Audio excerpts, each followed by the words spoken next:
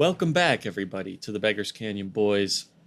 These are your boys, your Beggars Canyon boys here, Jackson and Ryan, and we're back for episode 31. We have made it all the way through the prequels, and so now we're going to go back a little bit and pick up some of the comics that we missed along the way, talk about those, talk about some deleted scenes. Maybe Ryan's been playing The Force Unleashed. Maybe we can talk about that a little bit. You know, hardcore fans, people who say, "Oh, we should adhere to the formula we established," might get so angry. I'm sure some people are going to be outraged that you're playing The Force Unleashed. But you know what? He deserves to now. I'd say like. Everything 2008 and before is now on the table. So, and can I just say, I mean, The Force Unleashed, I feel like chronologically, it does start with that first mission as Vader, like pretty soon after Episode 3. Yep. So it felt like connective tissue. Yeah, I mean, like chronologically, it's a perfect continuation. Mm-hmm. So yeah, we've got all that to get into. Any thoughts up top you'd like to share?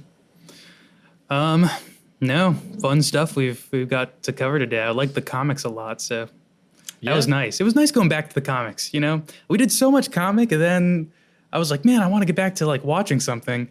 And now we watched a lot of stuff, and I'm like, it's really nice to go back to the comics, actually. Well, I'm glad you enjoyed them. I liked them too, for the most part. I mostly liked them. Oh yeah, pretty scandalous. Yeah, we won't be doing like all the comics as we were doing before, but I've been going through and reading all of them, ones I've never read before, and a lot of them that I had read when I was much younger. But going back through the two ongoing series that are kind of going on during this time period, between Attack of the Clones and Revenge of the Sith are Star Wars Republic, which is essentially acting as a Clone Wars comic book. And then there's also Star Wars Empire, which is a little bit more of an anthology ongoing, but it takes place, a lot of it in between episode 3 and 4, some of it like right after episode 4. So kind of just around that time frame, I guess. And man, I've been really liking Empire. Republic has some awesome moments, but it's super like grim, dark, and a little like emotionless or whatever. So I don't know, but it's got badass stuff in it. But anyway, so we might check out some of those. But before, well, I guess I'll say specifically what we're covering today before I do this. But we will be talking about Star Wars Infinities, which is essentially their version of What If. What if Luke didn't blow up the Death Star successfully? What if Luke died on Hoth? Yeah. What if, I guess, Bosch's negotiations? Yeah. Can I just say, the last one was the worst, I thought. Oh, absolutely. Okay, I was about to say that too. Yeah. And then we're also going to talk about just a couple of stories from the Star Wars Tales comics, which is an anthology series that's also going on at this time. Pretty hit or miss, I would say. Honestly, a lot of miss. I've been reading through them, but you know, you said you wanted some more Darth Maul, so I figured we'd have an epic. And you even mentioned wanting to see Darth Vader and Darth Maul fight. So you know what? I think so. So we've got that. And then we've got the story of Yaddle, a member of the Jedi Council. Yaddle. Mm-hmm. Who, by the way, speaks with the same speech pattern as Yoda. But I remember previously you telling me they had said that Yoda is doing that to honor an old mentor. So that seems like a thing that is not, you know. In this, Yaddle is speaking in that speech pattern. In later things with Yaddle, she just talks normal. Oh, really? Okay, that's funny. Yeah. So these are like C tier canon, the Star Wars Tales stories. Okay, all right. But interesting observation though. that you make, because it is fun for a time when Star Wars was a little more malleable, and now it's so strict. We got to adhere to these canon rules. Nothing can break the timeline. The lore master said Yaddle cannot speak like that. Only Yoda can speak like that. Hey, Dave Filoni had a long conversation with everybody about it when making some cartoon later.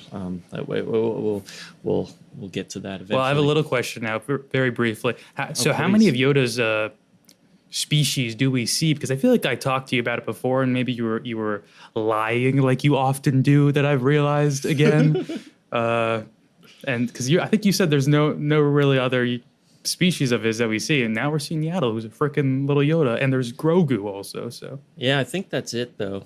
Oh, all right. As far as I know, I mean, I as far as I know, I could easily be wrong about that, but I'm pretty sure it's just those I three. absolve you unless you're lying again. Well, I promise I'm not lying. It might be an unintentional lie from ignorance. Lie to me, you will not. Didn't you like when Yoda was using his abilities and they would repeat it back? Like that was awesome. We were talking about how you were like, how would you write Yoda to be in Revenge of the Sith instead of fighting? Of you.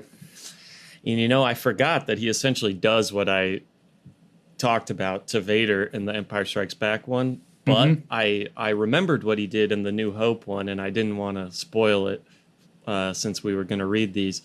But I love that. I love him like mind tricking Tarkin into like firing on their own fleet and everything. I think that's awesome.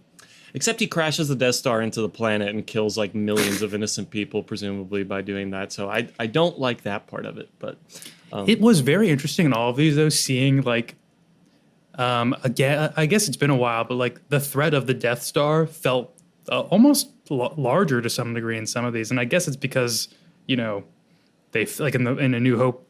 The Infinity one, or what are they called? Infinity? Yeah. Or Infinite. They fail, and so the Death Star, they're like, oh no, we're gonna die now. Yeah, which is great, very fun. It's cool. Before we get into all of those, though, I do have a little game I wanted to play. It's some Star Wars trivia. I don't think. Oh no, I did so well the first time we did Star Wars trivia. But you're so much more of a master now than you were then. This one, I think, will be fun. And if it's taking too long, we can rush through it. But can you name the 10 characters with the most screen time in the prequels? Oh, interesting. All right, well, Anakin Skywalker. Yep, that's number 1. Ben Kenobi. Number 2. This is all the prequels. Yeah. Okay, Jar Jar Binks. Jar Jar Binks is number 7, yes. Oh, okay, wait, tell me where the other ones were. Anakin's 1, Obi-Wan's 2. Okay. So this is like all 3 movies combined. Yeah. Padme Amidala? Is that her last name? That's 3. So you got 4, 5, 6, 8, 9, 10. Oh my god. Emperor frickin' Palpatine. Nice. Number 4. Number 4. Okay, what numbers am I missing? He was number 4. So now you're missing 5, 6, 8, 9, 10. Oh, Qui-Gon Jinn. Yep, that's number 5 because he's in a lot of the Phantom Menace. So, Phantom Menace is so much more of a blur to me than the other ones. Yeah, man. Well, have I gotten who's at number 10 yet? No. General Grievous? No, he's not. He's not on there at all? No. Oh, I shouldn't. Why did I get? He's only in the third one. He's only in the third one for a little bit. It's okay. Qui-Gon's only in the first one. Man. He's number 5. So now the issue is, I don't know if Count Dooku is actually in it more than Grievous is. Because he must be.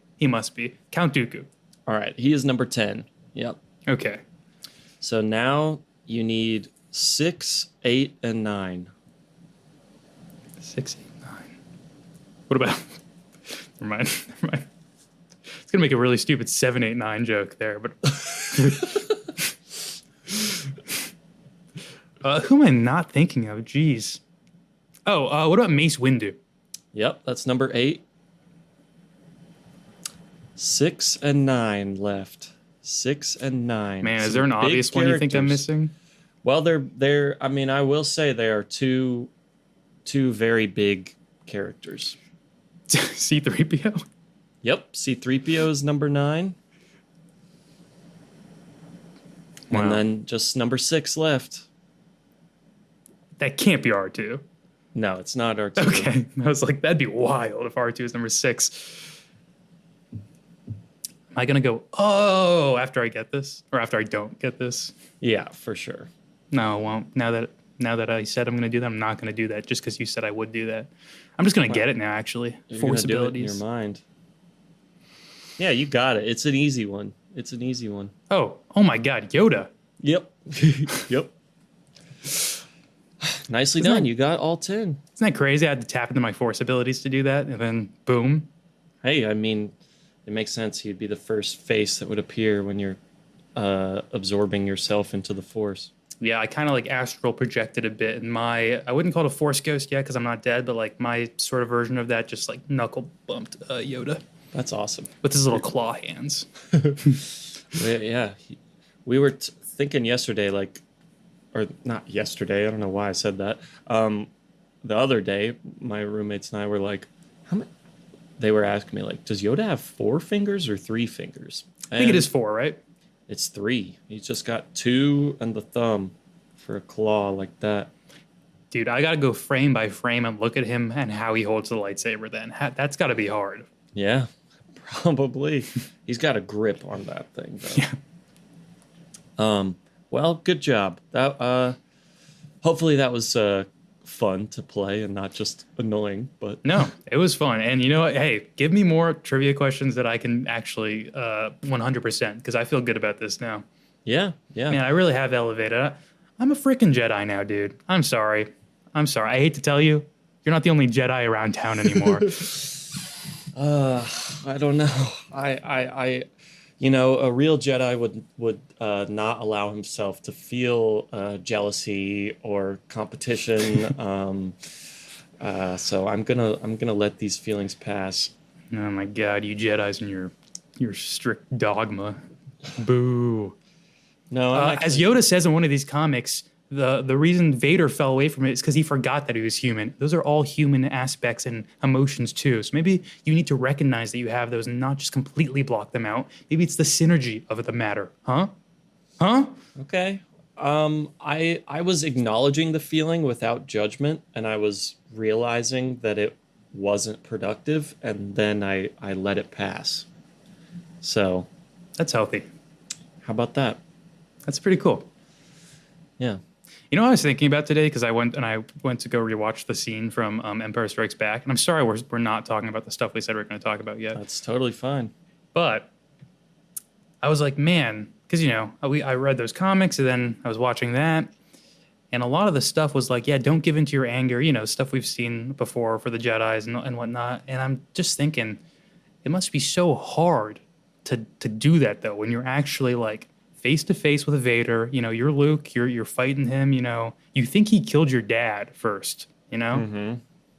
and he's trying, and it's the moment where Vader's like, impressive, quite impressive. Like, oh, you've been taught well. You're blah, blah, blah. Now release your anger. And Luke's not doing it. Mm-hmm. It's like, man, I got a lot of respect for the Jedis. And as we saw in the Yaddle comic, her Jedi master failed in that. And because of his lust for revenge, he died.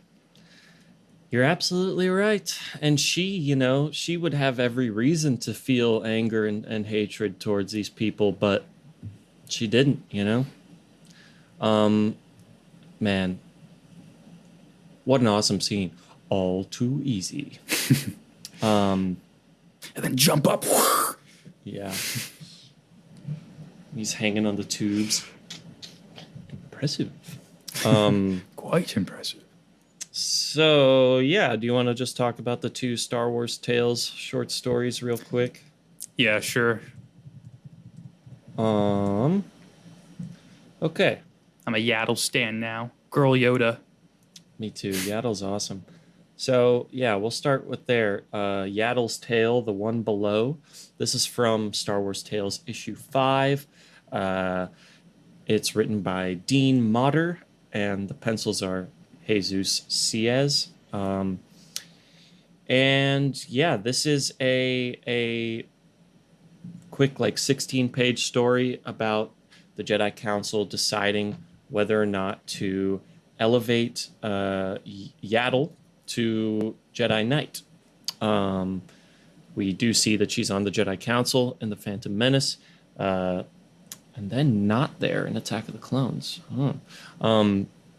But anyway, yeah, this is the story. She essentially is like taken prisoner on this planet and kept in a pit for like 100 years, and then comes out and leads this society to prosperity, and then protects it from another downfall. What did you think about this one? I thought it was very, very fun, very cool. I like her time in the pit, just like becoming one with the Force, and like they're like, well, she's because I think the argument they're making is like, well, her, or that Yoda's really making, which is interesting. Also, I was like, man, Yoda, I feel like I get where you're coming from. You're being a little harsh, but maybe Yoda just wanted to, to open up the discussion and really think about it. Yoda's not one to just do something, very rapidly or something like that. He just wanted to make sure that she would not be tempted by the dark side. So I at get least it. at that time when he wasn't clouded by Palpatine, he was actually smart. Yeah. Well, yeah, but no, it was cool, and I liked how she, like you said, she comes out of it eventually. Once like the people have essentially forgotten about her, like only some of them even like talk about the one down under or whatever. It's like she's like mythologized almost to like go offer up scraps to the hole and whatnot. Taught herself to fight down there. Resilience is the name of the game for Yaddle. Absolutely. Doesn't it say she like sustained her body off of the Force too, from because she wasn't getting any food? I don't know. Maybe like there was prolonged periods of fasting, but it did have two like semi explanations for how she was getting food, which was the first was, like I said, they were just like throwing scraps eventually. Right. Oh, there were three, I guess. First, they were when the world was still like kind of fine. They were keeping her prisoner and giving her food, but I guess like things blew up. Then it became just like the scraps from people who just were like, I believe there's something down there. And then they were saying she also taught herself to fight down there, and it showed her like lightsabering a huge purple thing, and then she was eating it. Yes, you're right. So yeah.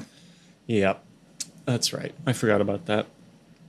But I do think it's really cool just showing, it's a simple thing, but it's like, I don't want it, in the movies. It's good. It's good to have conflict. And I feel like, there's a whole thing in media discussion online, or you see it all the time, especially about like Spider-Man, where people are like, why can't you just let Mary Jane and Peter Parker be happy together? And it's like, okay, well, why do you want characters in a story to have like a maintained like status quo? Like that's not really interesting. I mean, there are, I don't know. I guess I find it strange thinking like I want like good things to happen to these characters because they're my friends and I want them to have a nice life. And it's like, no, you want to see conflict and whatever. Yeah, this is a thing I discuss a lot on my podcast, which I never shout out here. I should go listen to the Your Favorite X-Men podcast. Hell yeah. Because as X-Men fans, it's like, yeah, you want the characters to be happy, but also like the basis of the story is them going through like severely traumatic events over and over again. So it's like, well, we do need that to continue.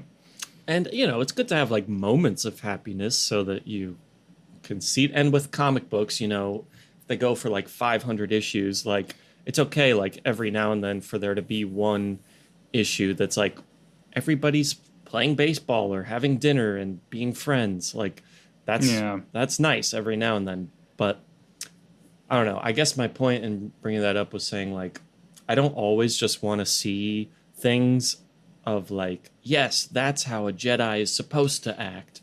Yeah. But this, I think, is a good example of that, where, it's like, even though the people like tormented her when she escaped, she helped them. Yeah, you know what's funny about the writing there too? Like I get why they did it like this to emphasize like her nobility in a sense, but the actual lines are like, and she helped everyone there, even the people who tortured and imprisoned her. Maybe helped them even more so. And Yeah. I get it, and it's almost. I think it's also like a double entendre where it's kind of like, well, they needed the help with their souls too, and that's what it was. But it does sound like she was. I don't know. It sounds bad. You're right for sure. That is silly, and I also feel like they do not communicate it effectively enough in the artwork why she didn't like climb out of there immediately. Because it's just like, oh, one day she could climb out of there, and it's like it doesn't seem like it's that deep of a pit. And like also, like you have force ability. We saw you have force abilities, and there's rocks everywhere. Yeah, just stack yourself up on some rocks, force jump out of there. I mean, that's a nitpicky thing, and I like the story itself, but I think the art needed to really sell like that this is like 5,000 feet deep and there's no way to get out of it. Yeah. Well, I will say though, huge compliment to the story for like kind of subverting an expectation. The fact that she really does not get revenge on the person who imprisoned her and killed her master is kind of nice, because it was like, yeah, time went on for so long that she's really just dealing with the heir at this point, who just wants his inheritance. And his perspective is really funny too when he comes to the planet, and he's basically like, look at this dump, like this garbage place, not a single worthy slave in sight. Like, ugh. And it's fun. I mean, yeah, she just kind of like fence him off with a stick for a little bit, and then he falls on his own knife, and that's it. Yeah, it's funny. He dies very quickly. Yeah. But it's cool. I mean, I feel like we're seeing in all of these things today, people don't, I guess these writers don't want to see like Yoda or Yaddle like fighting with a lightsaber, like, which I appreciate that. Yeah, a lot of Yoda today. Also, Yes. This is our Yoda episode, our Yoda centric episode. For real. Any other One Below thoughts? No. Now you've got me curious though. What happens to this character? I frankly, I was like, we'll probably not see her again. But hey, who knows? You're right. She wasn't in Attack of the Clones. Yeah. She's there's a really cool episode of one of the cartoons that she's featured in. But other than that, I think she's just in books and stuff. And let me guess, she sounds like this. Hello, I'm Yaddle. Yeah. All right. If I'm not mistaken, she's actually voiced by Bryce Dallas Howard in that. Really? Yeah. Well, like, when would that come out? Was that before Bryce? She was like actually doing movies and stuff? No. This was just like 3 years ago, maybe.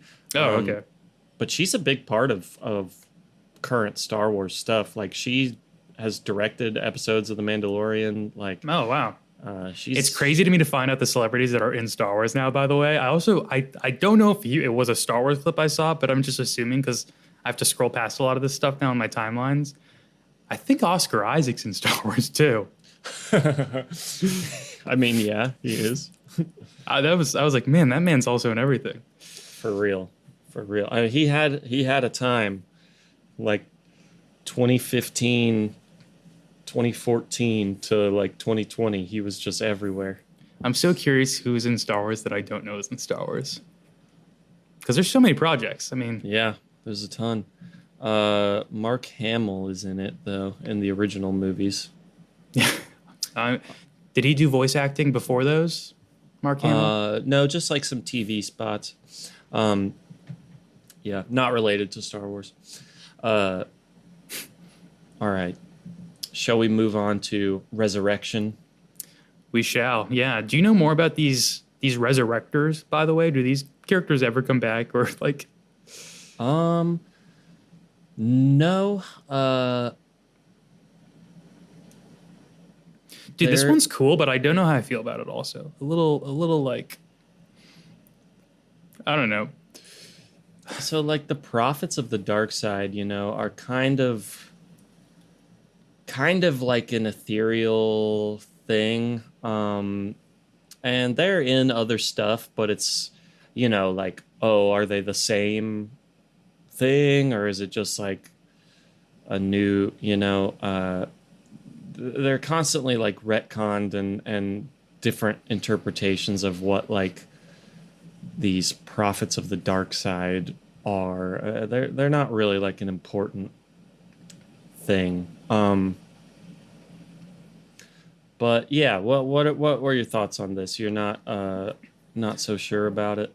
I mean, I enjoyed it, but I'm like when I take a step back and I look at the premise, I'm like, okay, this is a little just like fan servicey, which is okay, I guess. But,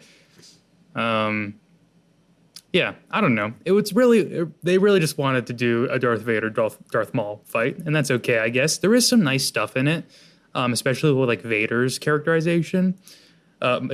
Maul's funny because it's like this is the most lines I've ever seen him have. So I'm like, it's weird for me actually. I'm like, oh, this guy's talking a lot. But I guess it would have been a boring comic if it was just like Vader just and him going at it with no dialogue. But the fight was pretty cool. I enjoyed it. I enjoyed Maul taunting him too. It's also funny with the Resurrectors because their whole like perspective is, well, we're gonna have Darth Maul replace you because like you're actually a Jedi. Like we kind of see the Jedi within you still. You need to extinguish that. And they're right. They're freaking right. Yeah. Palpatine doesn't think so. Yeah. And then he zaps them. Always cool to see that. I do love some Force lightning. But they say that he's not the blood of Bane. Darth Bane. Who's Darth Bane? Darth Bane. He's in some comics already. There's like this mini series called Jedi versus Sith that I was contemplating us reading. I think it has some cool stuff, but I really hate the artwork a lot, and it kind Who of does makes. it? If it's anyone, remember. I don't remember, but and then like the Darth Bane novels start coming out in like 2006. Really, really good. Dude, when do we get to some Darth Jar Jar novels? Do you know I'm a huge Darth Jar Jar fan? That's so cool. That is so cool. I may have mentioned this before, but when I was like 11 or 10 making my very first Gmail, this was way before any Darth Jar Jar talks online, okay? Mm-hmm. I just made my email darthjarjar17 at gmail.com. You were the trendsetter. Yeah. The OG. Well, and hey, then everybody starts coming out. Oh, Darth Jar Jar, Darth Jar Jar. Hey, man, I already had thought of that. Can I tell you something I saw, and you tell me if it's real or not? Because I saw it and I didn't believe it was real.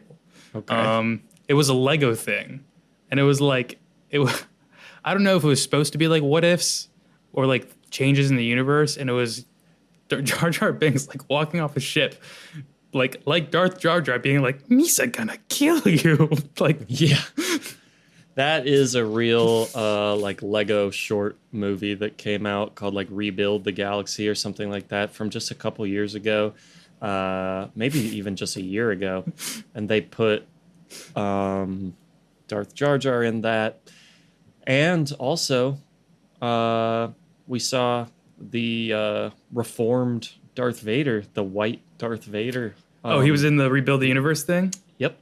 Oh, man. That was all. I know we're kind of jumping ahead, but that's also a very funny moment in that comic because it was like, well, did you just have that on hand? And yeah. And also, like, bro, you could have kept up. You could have stayed in your Vader suit. I guess maybe that people will be afraid of you, but it's like, we still know you're Vader, dude. Right. And it's like, yeah, did you spray paint it or what? Yeah, very silly. I guess it looks cool in a way, but I do kind of like it. Yeah. yeah. Well, yeah, we can probably jump into those. I don't really have anything to say about Resurrection other than I really like the artwork, and the panel by panel action is a really good lightsaber fight, which I think is hard to pull off in a comic book to make like a truly satisfying lightsaber fight with force moves and everything. And I think they did a good job of that. There's another really sick moment in one of the Infinity comics we're about to talk about too with lightsabers. Okay. I can't think of it off the top of my head, but It's with the are they the Imperial Guard? The red guys. yes. In the first one when Han and Luke fight them. Yeah. And Luke Yeah. like uses the Force to thrust one of their double-edged lightsabers, and it just like cleaves two guys in half with it. Yes. That was a sick panel, dude. That was really cool. All right, well let's jump into those. Wait. I have a question. Okay. Just about, because these people that are resurrecting and brought back Darth Maul. Yes. Sorry. No, sorry. I should have asked before, but I was going to let you move on, and then I just thought of this. So, Darth Vader, you may know this because there's probably a lot more you've seen of Vader in those in-between years between the prequels and the originals. Does he ever, give up on the idea of Padme? I mean, because if I'm him and I'm, seeing, oh, you guys can bring people back and resurrect people, I would at least, ask them about that. Yeah, that's a good point. But I also thought maybe he doesn't want to do it because, oh, man, do I want Padme to come back and see me as I am now? Right. I mean, I feel like that's the thing. I can think of so many moments from comics and stuff where he's thinking about Padme, but I feel like it is that thing of the only way I can keep from killing myself is just to move on, keep bludgeoning forward. You know what? That does remind me of also some dialogue that I disliked in this comic. Darth Maul when he's dying, how could you hate more than me? What do you hate more than me? And Vader's like, myself, which is fine. That's fine. But the idea that it's you can only beat someone if you hate them, if you hate more. I was like, what? Where's that come from? That's not really a thing, has it been? That's the Sith way, give into your hate. Your hate makes you powerful. I get that being a driver and a motivator, but it's also if I'm more powerful with the Force than you, I'm just more powerful with the Force than you, isn't it? Your hate, your hatred, and your emotion is what allows you to tap into the more powerful sides of the dark side. Sorry, dude, your freaking favorite movie, Phantom Menace, made it freaking canon that it's midichlorian counts, and Darth Vader's midichlorian counts are higher than Darth Maul's midichlorian counts. Yeah, but even George Lucas kind of abandons that. Okay. Well, I had an issue with it right when it came out because for this reason exactly. So, hey, there we go. Yeah, I just midichlorians, it's there. It is real in the movies, and it is canon. But did they ever get mentioned in the sequels? I'm just curious. Not that I can remember. I don't think so. All right. Sorry, I've stalled us too long. We can move on to the next comics now. You're fine. Yeah, in my head, that's why Vader's the most powerful, because all the other Sith hated everybody else but loved themselves. He hates everybody else and himself. So we've got Star Wars Infinities, as we mentioned. There's one for all three of the original trilogy, and it is, if one little thing happened differently, then what would the ripple effect be? Now, these are varying degrees of quality and thoughtfulness put into them, I feel like. But the first, I feel like each one gets worse, maybe. But the first one is pretty cool. And the second one has cool moments, too. But anyway, I wanted to say, before we jump into this, that originally, the A New Hope one was going to be written by Peter David, Oh, who wow. very famous comic writer, mostly Yeah. for Marvel Any Hulk stuff. fans out there? Yeah, I love most of Peter David's Hulk stuff. That's a lot to read. I've not gotten to it. It's so much. He's got like 4 omnibus worths of it. Yeah, it's like over a decade, or well, I maybe not. It's a lot though. Could be though. Yeah, and it gets pretty rough by the end of it. But for a long time, it's really cool. And I think he's a good writer. His outline involved R5D4 malfunctioning after being bought by Owen Lars. So, at the droid auction at the beginning of the first movie, they buy that other astromech droid and it kind of explodes on the way over. And then C-3PO's like, hey, why don't you get R2D2 instead? So I'm assuming it means like they just buy R5 and they never get R2D2. So that has a chain of events. It says the story concluded with Leia Organa becoming the reigning Sith Lord of the Galactic Empire and taking Luke as her apprentice and lover, unaware of them being siblings. However, when David presented his outline to Lucasfilm, they rejected it for being too dark and told him that the story had to end with Luke, Leia, and Han triumphing over evil. David was furious at his proposal being rejected, finding no sense to change one of the film's plot points and deviate from it if the scenario would still result in the same ending as the original movie, which I agree with that. I don't know if I agree with the choice to have them not know that they're siblings and be lovers, but yeah, that's the type of thing where like he would say that and you'd be like, yeah, I agree. Of course there should be changes. And you'd be like, yeah, and so they rejected my idea to have Luke and Leia end up as a couple. And you'd be like, wait, no, I don't agree with you, actually. Yeah, no. Exactly. It's like, I mean, I'm sure they had an issue with that, but I do find it strange that they would want it to still have a happy ending or feel the need for it to still have a happy ending. And to that point, I think wanting so hard to have a happy ending, I forget which one of it. Maybe it's Empire Strikes Back that does this. But there's one of them where, or maybe is it actually A New Hope, where Leia, she gets captured again, and then she becomes like Sith apprentice adjacent, again training with Vader, and becomes like a senator for the Empire, right? Mm-hmm. And then by the end of it, she's now like she's what's the political position called? The top of the good guys. Grand Regent, whatever.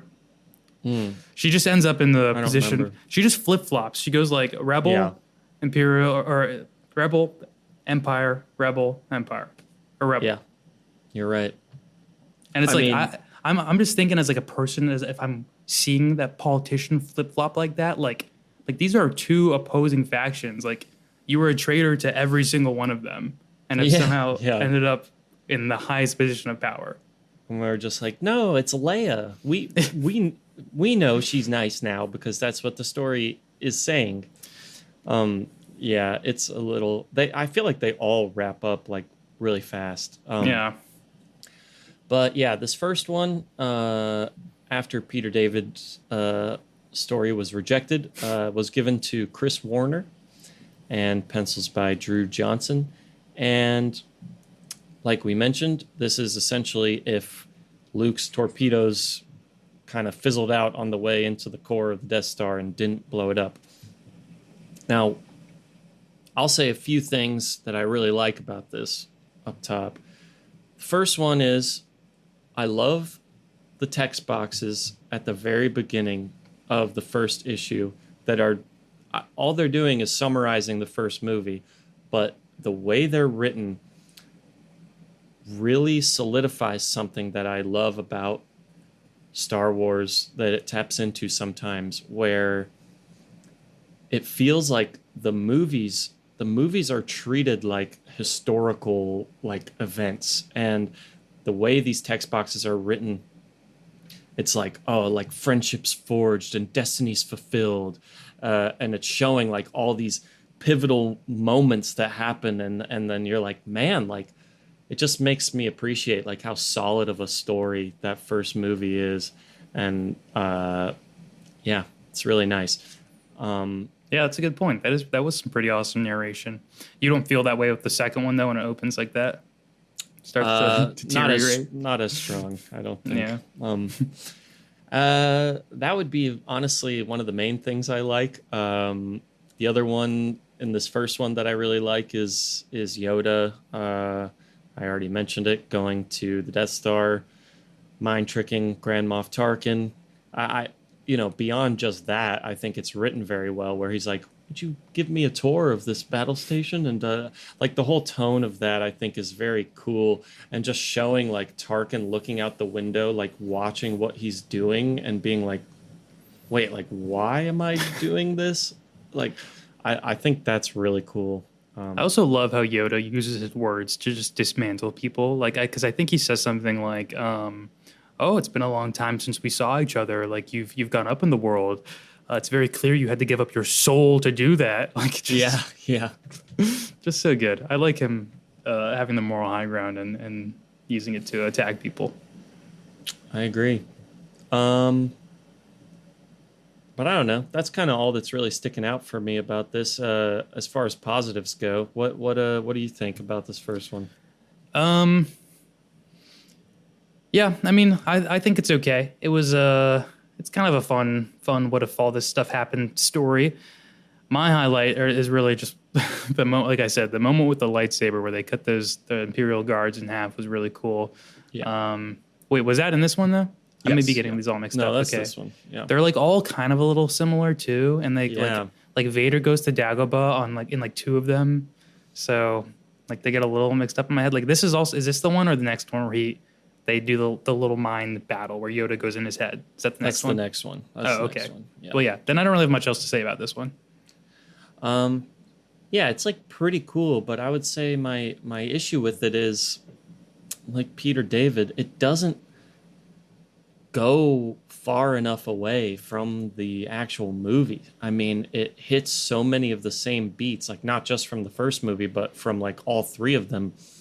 And like, I don't know why they feel obligated to be like, well, Han's gotta like go into an asteroid field, and Luke's like, this is crazy, and Han's like, oh well, it's and it's like, okay, so now instead of Leia and Han being the ones in the asteroid field, it's Luke and Han, and it's like, okay, well, what does that mean? What does that do for the story? Like, To be honest with you, though, in my experience at least, seeing a lot of these stories that are like a variation of something happened in history or blah, blah, blah, like a what if story, a lot of them are terrible. Like they're not, they don't live up to like the exciting potential of actually changing something. And so they just become like little like, yeah, basically what you're saying, like, let's put this character in this situation when they were actually not there. It was just two other characters in that situation, even though we have seen that situation. Yeah. And also I pulled up the comic so I can exemplify better. I wasn't very articulate when I was explaining. But so, okay, Leia starts this comic. She starts as like leading the rebels, right? Mm-hmm. And then once they capture her again, I guess they like groom and condition her, and she becomes a senator of the Empire, and it's like seems evil and seems like she's actually into it. And there's not really much. Like, we don't really see necessarily how she got to that perspective or really how she falls away from it. It's more just like finding out, oh, that my brother, my dad, and that kind of does it, which, okay. But then by the end of that, once the New Republic's back, she becomes the chancellor of the New Republic. Yeah. And she's like, thank you for this honor that you've bestowed upon me. And it's like, what? You guys voted her in? Like, yeah, for real. Who bestowed this honor upon her? She must have done. She must have been terrible to become a senator in the Empire, right? She had to do bad things. Absolutely. And I mean, she's like the third most powerful. At least that's how they position it. She's like the third most powerful person in the Empire.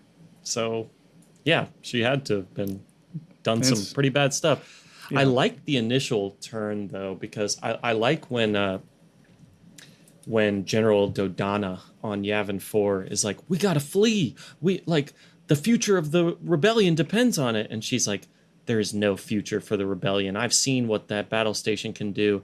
And like us destroying it was the only hope we had. I think that's kind of cool to use, like her seeing the destruction of Alderaan and then being like, okay, well, I know what's going to happen to this planet and we're fucked.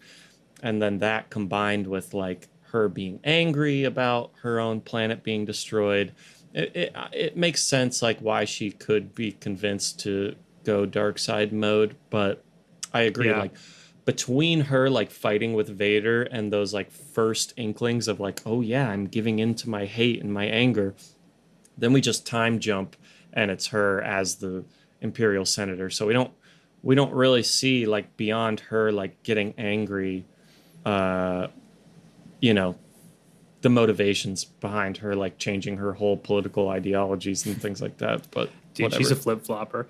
That is an interesting point, though. I guess Leia would probably be the person, the Skywalker left, at least in the original trilogy, like most susceptible to being pulled to the dark side because of the destruction of Alderaan.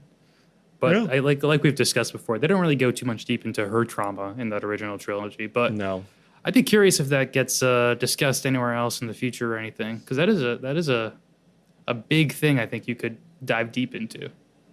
I think there's some cool stuff in a book I read, The Truce at Bakura, or Bakura, I don't know, where Anakin's Force ghost appears to her, and this is after Return of the Jedi, and she's very angry, and he's all kind of expecting her to be similar to Luke, and for her to kind of like forgive him, and he's like, what? No, like I redeemed myself. I'm like one with the Force. I wanted to, make myself known to you and have like some kind of relationship with you. And she's like, you tortured me and blew up my planet.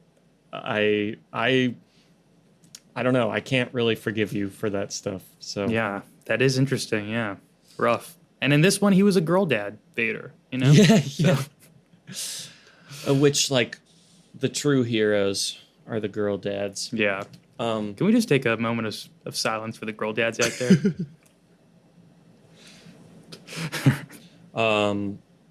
all right. Well, we can move on to the Empire one if you want.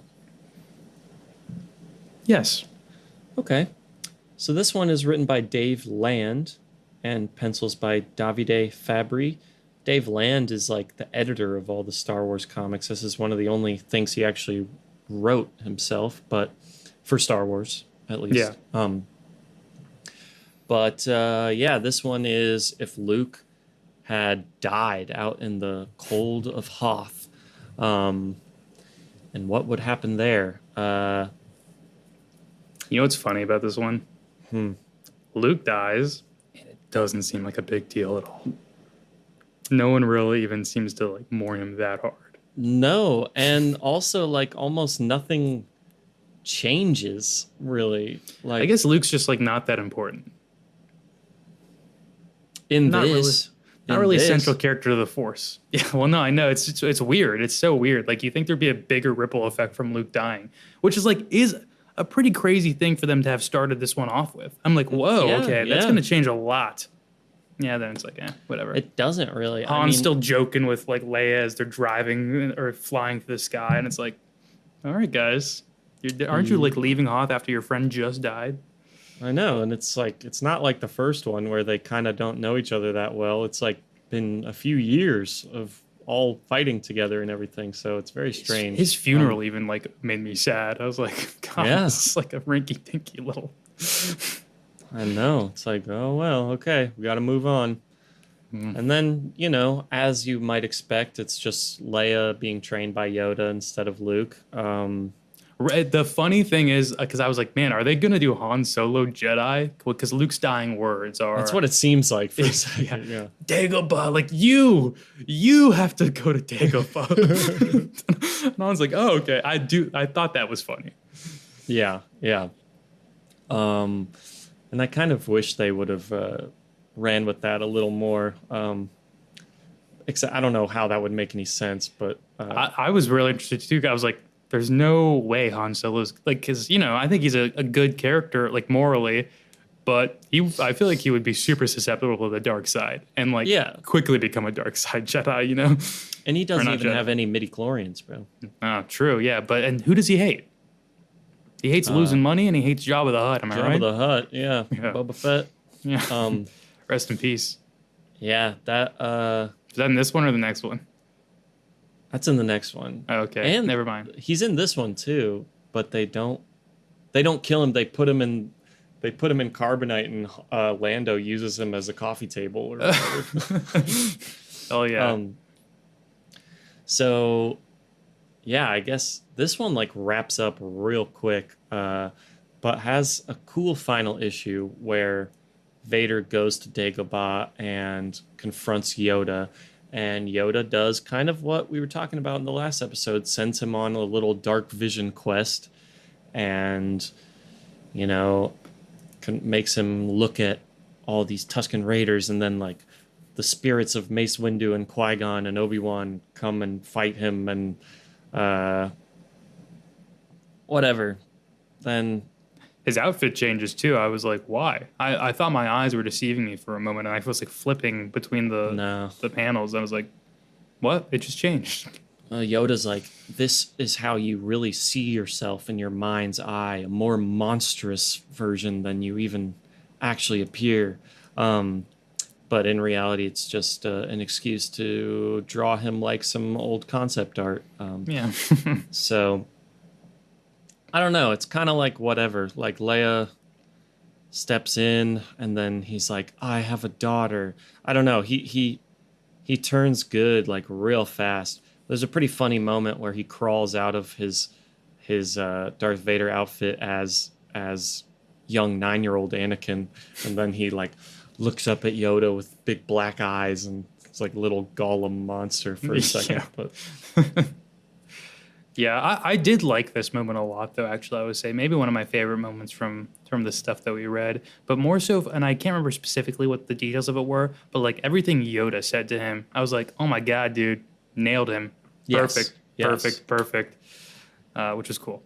yeah, the Yoda writing is strong in this second one for sure. In the first two, for sure. I think he's awful in the third one. But I'm trying to remember what goes askew in the third one with Yoda again. he doesn't do that much, but it's just that he's dying, and Luke is all distracted at trying to like get Han back, so he doesn't come and see him before he dies. Oh, yes. And they position it like, oh, this is such a big deal. Luke has to get back to Dagobah to talk to me before he confronts Vader. And then he just goes anyway, and they just appear as Force ghosts and tell him everything that they told him in the actual movie before he died. So it's like, okay, well, it seems like it actually didn't matter at all that you died. Yeah, that was pretty funny. Yeah, Yoda's like, he was supposed to be here. Where could he what could have possibly held him up? Like, bro. Yeah. But then it doesn't matter. Yeah, you can just talk to him. Like, So that was weird. he will remember your wispy hairs on the back of his neck, okay? I always remember that line from Heir to the Empire. just as he's thinking fondly of his old mentor on the bed, thinking about his wispy hairs tickling the back of his neck, or his ears, maybe. Yeah. It's sweet. I like that too. Oh yeah, I like in the second one though, in the Empire one, when Vader sees C-3PO at Jabba's palace, and he's like, "Wait, what? C-3PO? I'm gonna take you." And then he really like messes with him and gets info out of him. I do wish they displayed that a little differently with the art, because I think the idea, because it was like, oh, I can't tell you because I'm Han Solo's, and my programming doesn't require. And Vader's like, okay, yeah, I'll fix that, blah blah blah. And then the panel just looks like he ripped his head off, and C-3PO is going like at Dagobah, and I just wish they showed like the tech side of Vader, like tinkering with it maybe a little bit instead, because I was like, that feels. I don't know what they were trying to get at. If he did actually make modifications or tinkering with it, or through just virtue of ripping the head off, that breaks the programming. Well, he like jammed some stick up in there. It showed him like just moving this stick around up in Okay, maybe I C-3PO's missed brain. but that's all that they really showed. God, that's like a C-3PO lobotomy. Yeah, for real. Jesus. Which I kind of like in theory as like if we're doing like a dark alternate timeline where like everything's going bad. But man, like things should go more bad in these than they do. Yeah. But like you said, Luke dying should be felt like so much of a bigger thing than it is. But anyway, I know we already talked about it a little bit, but should we just go on to the third one? Yeah, I do want to say, just with Luke dying, I also wish, because we knew the character, we're reading this story because it's a what if story, so we know everything already. They should have showed like that ripple effect in the Force being felt by like Yoda and maybe some others. That would have been really cool too. Yes, for sure. I totally agree. Oh, also in the second one, this is probably, I would say, definitely your first time meeting this guy, Vilmar Grok. Was he like the pink? What is he? That species is a Deveronian, and he's just. That was just like a cameo, I guess, for the real comic heads because he's in the Star Wars Republic comic book a lot. Okay. During the Clone Wars as like supposed to be kind of like this funny, like backstabbing character. I really can't stand him. But interesting. Okay. Yeah. Anyway, I'll be curious the next time I see him. Yeah. Just if you were wondering, like, who the hell is this guy? Just thought it was some generic dude, to be honest. Yeah. I mean, he's not really too important. Plus, we see so many criminals in Star Wars that are just like, yeah, I'm actually double crossing you. Like, I was like, okay.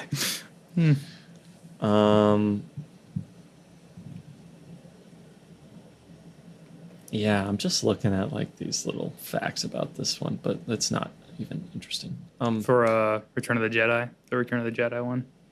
Yeah, on the Wikipedia page, it just has a list of parallels to the original story. And it's like, yeah, those are annoying. Hey, we got blind Solo. Yeah, which is really like the main difference in this one. I have to be honest with you. This one I was really disliking. So like I did read every single page in panel, but like quickly. You know what I'm saying? Yeah, I mean, hey, no judgment there. It's kind of the most forgettable anyway out of all of them. It's so similar to the original movie in terms of story. You know, we already mentioned the Yoda thing. The other, like, yeah, Han Solo's blind. He doesn't regain his sight. But other than that, like, what is different about it other than you know, Darth Vader doesn't die. Yeah. But there is a really, really cool panel. Like I've got it up here. Maybe, hopefully you can see it. Able to see that? yeah. When the Ewoks. So yeah, they never befriend the Ewoks, so the Ewoks just fight both sides. Yeah, that was a bummer, dude. I was like, oh, we're finally gonna get some. I know what I sound like, guys. I complain about things and then I miss them. Okay, but I wanted the Ewoks back. We had no freaking Ewoks in the prequels, and you know how sad that made me, dude. Well, I mean, I'm sorry. I didn't mean to brush over you being sad about them not being in the prequels. That is a bummer. But pod racing Ewok. Come on, sorry. Go on. Hey, that would be cool.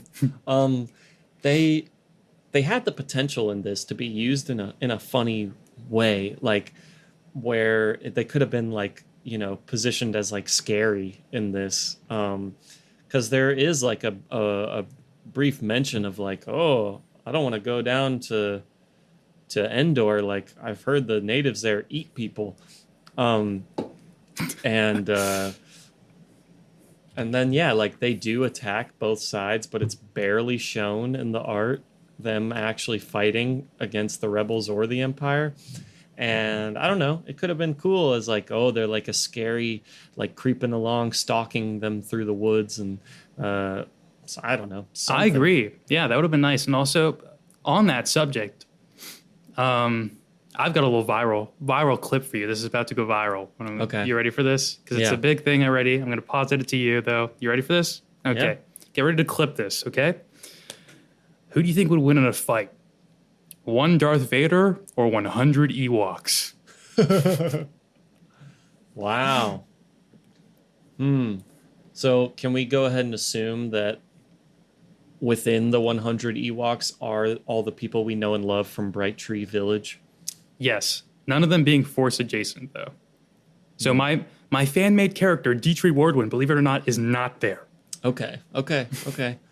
But, you could consider maybe Logray being Force adjacent. He taps into some magical powers. But Okay. 100 Ewoks. No. Darth Vader still wins. I think pretty easily, right? Yeah.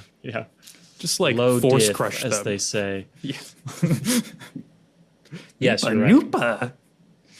Noopa. I mean, they'd be like butter with the lightsaber. I mean, Yeah. come on. Oh, yeah. How many Ewoks do you think it takes to take down Vader? Oof. I mean, like, it got to be at least like 1,000, right? One Vader versus 1,000 Ewoks. All right, let me blow this up a little bit more. Take it to the next level. Okay. How many? Palpatine goes to Endor. The Ewoks there, they all hate him. Every single Ewok on Endor attacking Palpatine. How long do we think Palpatine lasts? Well, I would say, at the point we see him in Return of the Jedi, he is quite old. He can't really move very well, but he does have a lot of Force lightning. I don't know how unlimited it would be. God, can you imagine the smell of Force lightning in an Ewok? Yeah. Delicious. Oh, Sorry. yeah, grill him up. Hey, they want to do that with our crew, so why can't I say the reverse back to them? Okay. No, I'm not stopping you. Didn't expect me to turn us talking to the third comic into Ewok so much, did you? Hey, I mean, there's not too much interesting to say about it, so we might as well. I guess it's hard for me not to think of it in like video game rules where like, well, his Force meter would run out after like just electrocuting the first like 150 Ewoks, then he might be a little tired. So, eventually they could probably overrun him, but he would last quite a while, I think. Yeah. Man, I'm just imagining everyone fighting Ewoks, and I'm imagining like Mace Windu. He has no reason to fight Ewoks, but like his combat style he was doing in the Clone Wars series, like with those droids. I was like, imagine him going up against some Ewoks like that. Oh. Just their skulls getting smashed. Using their bones as shards to cut into the other ones. That is not something a Jedi would do. No. Hey, we need the what if where Mace Windu turned to the dark side. Yeah. Hey, I mean, he, let's say a what if where he survives flying out of the window. He might have turned to the dark side after that. Yeah. Hey, by the way, that just reminds me. And sorry, what is Jar Jar Binks' race called again? The Gungans. The Gungans.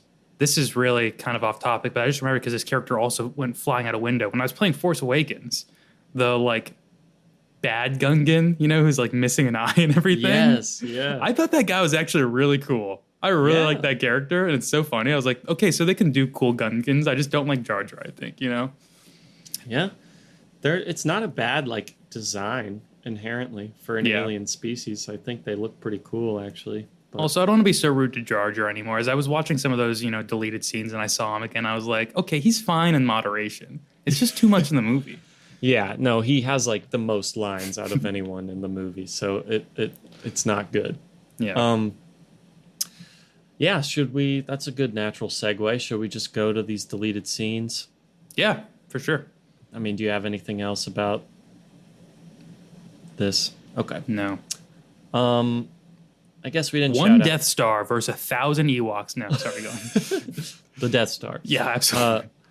Adam Gallardo was the writer, and Ryan Benjamin was the pencils Of the deleted scenes?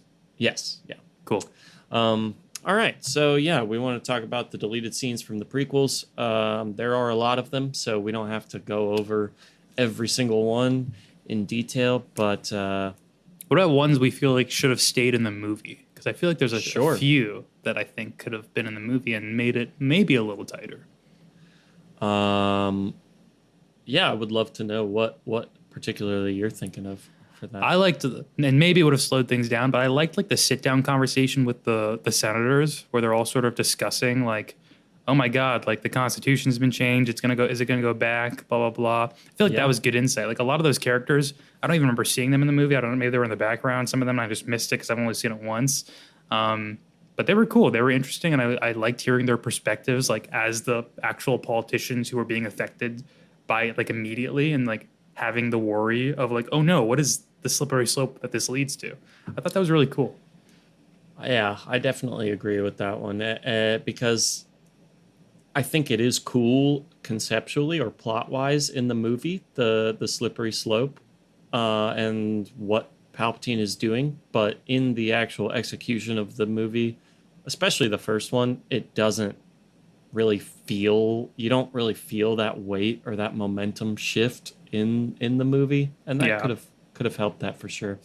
My favorite one is where they're falling off the waterfall. Oh yeah, that was cool. That was I'm literally the just scene I was. joking. Oh really? That was the scene I was thinking of where I was like, I don't actually mind Jar Jar here. Yeah, You know? yeah. So that's what I was going to say about that one.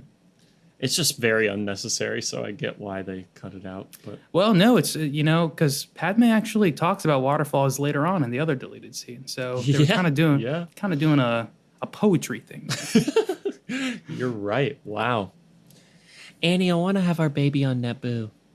um, yeah, well, in the Okay. second one, I really liked the scene where they meet Padme's parents, actually. It would feel so out of place in the movie, I think. Yes. But those are great scenes, and like they're. I don't know what is up with it. They're like silly, but in a really, really endearing way too. Where it's like, oh, he's not my boyfriend. Like he's just my bodyguard, and he's a good friend. I've known him for a long time. I also like her parents being like, "Oh my God, you're not in danger, are you?" And she's like, "No." And Anakin's like, "She is. She is in danger." And then like Yeah. the talk that he has with her dad, like walking on their lawn, like it's so good. Dude. It's just like very fun stuff. Bringing the boyfriend home stuff, like. Yeah. I mean, I totally understand why they cut them, because they are a little silly and tonally strange, but I really like them a lot. And I think, I don't know. I mean, I love all of these. Any like of the dialogue heavy deleted scenes, I think are awesome, because I'll just take as much as I can get of like fleshing out these characters with their actual actors on screen. I mean, comics and books Yeah. are great, but like this is like the real source. I Yeah, mean, let they- those actors act. They're good at it. And Padme, I think actually, it's kind of a shame that a lot of her stuff seems to have been cut because it fleshes her out a little bit more. Like Anakin looking at the photos on her wall, and she's sort of like talking through like some of her alien humanitarian work and stuff. I'm like, Yeah. oh, that's a really nice little detail to throw into her character there. Which like we can assume she's done that stuff, but it's nice to actually hear it and see like the firsthand perspective of how like a failure of that has affected her. Yeah, totally. I really like the scene with Dooku and all the Trade Federation, or not Trade Federation. They're there, but all the Separatist leaders talking to her and Anakin too. Is that when she's like demanding Obi-Wan back? Yeah. Yeah, that's a cool scene. That they ended up kind of replacing that scene with the scene of Count Dooku just talking to Obi-Wan while he's imprisoned, because it does communicate like a lot of the same information, but and then they insert the droid factory sequence instead of that, which is silly, but I don't know. I like seeing, like, I like thinking of Dooku's separatist movement and consolidation of power as a little bit more of like a realistic political revolution. And I think that scene does a good job of establishing it in that way a little better. I was gonna say, if I just saw that scene of him, also like his perspective doesn't seem that crazy. He's like, yeah, No. like you guys, your government system is not working, and we can't fix it. We just have to let's start over. That's what I'm doing. So yeah, I don't recognize your authority, and he's pretty cordial in it too. So hey, I'd join their movement, dude. I mean, I think he genuinely would have accepted them if they decided that he was right, you know? Yeah, but as she said, she'd be giving up all her life's hard work there. See, it is kind of. I feel like they cut so much good Padme stuff. Yeah, it's cool, like, because she is right, like, and you understand why she feels that way, but it is also like a lost cause, and that's pretty interesting. Yeah, definitely. Neither side is really, like, correct about what they should do. Also, I'm a big Count Dooku fan. I think he's a really cool character, and I would love to see more of him. And I would have loved to see more of him in the movies. Although I like that he gets decapitated, and it was surprising and shocking to me. But I hope we get into some Count Dooku comics later. And I would love to see like him training Qui-Gon Jinn and stuff like that. You know? Yes, yeah. Well, there is some of that for sure, and it's great. It's awesome. Very cool. I'll say in the same cartoon that Yaddle is in. We get some awesome Count Dooku stuff. Count Dooku. I was trained in your Jedi arts. And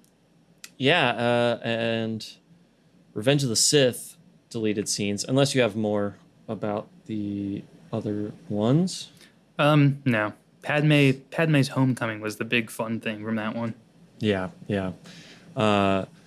Revenge of the Sith has a ton of deleted scenes and alternate scenes, I guess. I was gonna say a lot of them seem like just extensions of fights that we did see. So like these ones, I'm like truly understand. Like, okay, it makes sense you cut that because like there's like a huge General Grievous sequence with the like his little chopper vehicle again, where they're fighting on that too. And it's like, yeah, we kind of got that. It's just a different version of it, you know. Yeah, a much less like insane version than what is shown in the animatic. Yeah, there's sort of, you know, early renderings of a super extended alternate fight between Obi-Wan and Grievous, as well as the Wookiees on Kashyyyk and Yoda. The 3D renderings of all the Wookiees. Yeah, and Order 66 stuff too. But my favorite part of the whole deleted scenes in Revenge of the Sith, I think it is very stupid, and I'm glad it's not in the movie, but I also absolutely love it. Do you know what it is? Is it when they're in the elevator and they go, Roger? Roger. When they're making fun of the Roger droids? No, but that is awesome. It is very close to that. It's when they are in front of when Grievous has Shaak Ti, and they are going like, should we try? Oh, yeah. No. What about? Yeah. They're doing like little hand signals. Which we've never seen them do, right? No, I mean, no. the other funny moment that is like that is like they hear trilling from R2-D2, and like Anakin's like, that's up, right? Or does that mean down? And like Obi-Wan's like, no, that's up. That means up. It's like, okay, this is weird because previously it's like everyone could just, it's fine. Everyone just understands R2-D2 really, or like at least some equivalent of it. But it's weird when like thinking of you guys trying to translate the trilogy. Yeah, like talking about it. Like I don't know. I mean, yeah, the less they get too into detail on like understanding R2, the better. I feel like just make it a nebulous thing where you're like, yeah, we knew what he meant, and then when you actually need a full sentence from him, it's like when he's in the cockpit of the X-wing, and then Luke has like a readout of the translation on the screen. Like, okay, well, there we go. But yeah, there's so much in that opening sequence, so much like Anakin and Obi-Wan banter that they cut out, which I absolutely love watching, but the pacing of that sequence is already pretty rough, and it would have been just a nightmare. I'm glad they cut a lot of that stuff on it. Some of it some of it's like too silly, you know? Yeah. The hand symbols thing is way too silly. Yeah. but it's kind of awesome. Yeah. Just doesn't tonally match the rest of the movie, which is, as we've discussed, super dark and tragic. So Yeah, and I mean, it's literally like as Shakti is getting executed in front of the. yeah, hey, whatever. I've seen her die 3 times now, and I'm not even a crazy well, I don't know. I guess I am a crazy Star Wars fan at this point, probably, but you know. Yeah, she dies twice in these deleted scenes. Yeah. From the back both times, right? Just like not even a chance. No. It'd be cool to see her like actually fight Anakin, but that's when you first told me about that scene. I immediately went to go look it up because I thought it was going to be that. I was like, "Oh, cool, an Anakin fight that I haven't seen." No, not I want to watch the Obi-Wan series so badly now that I know Darth Vader's in it. Well, not yet. I love the part in the Grievous and Obi-Wan animatic where on the wheel bike they go into like a train tunnel and Grievous like just busts through the middle of the train and just on the wheel bike is riding it through the center of the train and just like running over all these people on the train and knocking them aside and everything while that's happening. I don't remember that exactly, but I did watch those like 2 weeks ago. It's okay. It's really very silly though. Yeah, I mean, it seems like, you know, they had big ideas for what they wanted to do with all these fights. And then when it came down to like budget and time, it was like, okay, maybe let's scale it back a little bit. Hey, you know what? Is what it is. Still cool. And then also Obi-Wan like fully like executes General Grievous, an unarmed opponent. Which, so I understand why they switched that up a little bit in the movie too. Does Obi-Wan even know General Grievous is like not just a droid? Yeah, he pulls his brains out in this one. What? I thought he shot him. In the deleted scene, though, in the alternate version, he like I know, pulls. But I thought I watched the deleted scene and he still shot him, didn't he? He does, but he like rips his organs out and then shoots those like lying on the ground. Okay. Now I'm just wondering if things got murky for me because the 3D graphics. I don't know. Yeah. I mean, it's a little hard to follow. I do like the part where they're on those like windmills though, and they're kind of falling and jumping on stuff together. Okay, clearly I need to watch that. And I'm like, you're telling me things and I'm like, what? Well, that's okay. Yeah, there was also that deleted scene where the rebellion is kind of forming, and Mon Mothma. We see Mon Mothma.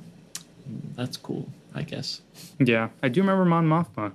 She wasn't in the prequels aside from this, was she? Nope. Was Bail Organa in the originals, by the way? No, wait. No, because he was on Alderaan when it blows up. So. Yeah, I was just thinking. I was like, she mourns for him, right? Does she? Does he get mentioned? I don't think so. Interesting. Okay. I was trying to think of the other day. I was like, how is he? Because he was in the Force Awakens game too. It's like, how's he meet his end? Unleashed, yeah. Oh yeah, sorry. Force Awakens is one of the sequel movies, isn't it? Yeah. Dude, and Mon Mothma and General Dodonna are in Force Unleashed too, right? Mon Mothma is who's General Dodonna again? He's the old guy who, in the very first movie, is kind of giving the rundown of the Death Star plans and stuff. Maybe then, not super memorable guy for me. So, hey, that's okay. That's okay. Yeah, but I hope you had fun watching those deleted scenes. I think some of them are very silly, but I like seeing any added content I can from these things. So, yeah, definitely. Didn't like seeing Shock T meet her end, but hey, that's okay. Yeah, she's also like rude to Anakin right before he kills her. She's like, what do you want, Anakin? Order 66 was like a lot more brutal in this original cut too. There's just more of it. Do you know, did they have to tone things down from their original vision because like any at any point where they're like, this is getting a little too dark for us. Yeah, maybe. I don't know. I mean, the finished product is pretty dark. Obviously, they're not going to ever make like a rated R, at least in the mainline series of Star Wars. Like, it is still for kids at the end of the day. So, like, you gotta. But I mean, they still have Anakin like killing all the little kids. They still have him burning alive. They have him going to Mustafar and massacring all the unarmed separatist leaders and stuff. Like, That's the other thing I wanted to mention. I think it would have been really, really funny to keep in the Padme talking about those children who died with Anakin there, who'd already killed alien children, yeah, and yeah. then goes on to kill more children later. Yes. And it's just funny. She never really connects all that. But hey, love. She's blind. She's blinded by love. That's not exactly what I meant. Well, I've got a basketball game to watch. Let's go, Cleveland. Come on. Come back in the series. I'm rooting for the other guys. Who are they playing? The Pacers. I don't need Pacers. that because Andy and Caleb are already big Pacers guys. So I don't. I didn't know that. Okay, I'm sorry. Let's go, Cleveland. Yes, there we go. Yeah. That's what I like to hear. All right. But yeah, any other thoughts on the content from today? No, I said everything I needed to say. Well, nice. Thanks for listening, guys. Next time. Oh, well, we didn't get to talk about Force Unleashed that much, but we can talk about it next time. Oh, sure. We will do some more comic books. Just a little bit. Ewoks? Not that I can think of. We'll do Star Wars Purge, which is a cool, just Darth Vader hunting down Jedis that survived Order 66. Yeah. Like, what if they did the Purge, but it was Star Wars? That sounds cool. Yeah. Crime's legal for Vader for one. Right. Citizens of Coruscant. Yeah. It seems like they can pretty much do whatever crimes they want in Star Wars. Anyway. Yeah. Then I'm thinking next episode we watch the Robot Chicken and Family Guy parodies. That'd be fun. At least the first ones of each of those. And then maybe talk about some video game stuff too. But before I publish this, I'll finalize that and put it in the show notes of exactly what we'll be doing for next time. Okay. Word. And of course I'll send it to you too. But yeah. All right. Well, I hope you have a good night, sir. I'm going to go watch the basketball game. I hope Ohio wins. Bring home that dub. Yeah, let's go. I'll see you soon. All right, see ya. Bye, guys.